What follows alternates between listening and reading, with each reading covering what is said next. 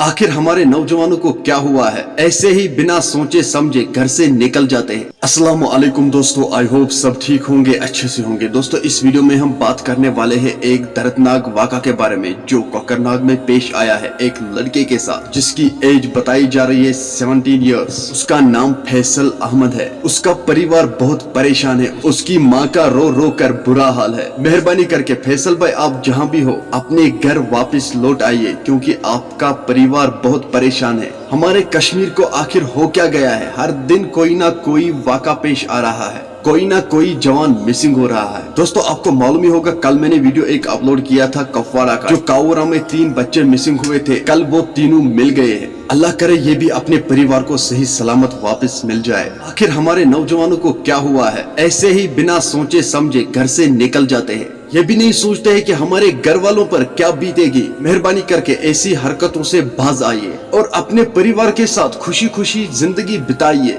चलो दोस्तों पहले हम इस वीडियो को देखते हैं। आपको इस वीडियो क्लिप को देखने से ही रोना आएगा कि इसकी माँ कैसे बिलक बिलक कर रो रही है। चलो दोस्तों पहले हम इस वीडियो को देखते हैं, उसके बाद हम बात करते हैं।